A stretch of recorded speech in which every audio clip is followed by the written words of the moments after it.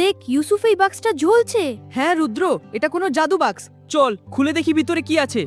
হঠাৎ তারা ভুল করে বাটন চাপতেই আলো ঝলমল করে উঠল আর তারা চলে গেল ভবিষ্যতের পৃথিবীতে। তোমরা কে? এখানে কেন এসেছো? আমি তোমাদের বাড়ি ফিরতে সাহায্য করব।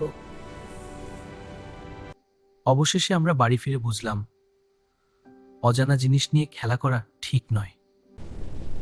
এটা কি? শহরটা এমন কেন? মনে হচ্ছে এখানে বড় কিছু ঘটেছে। তোমরা এখানে কেন এসেছো? আমরা ভুল করে এসেছি।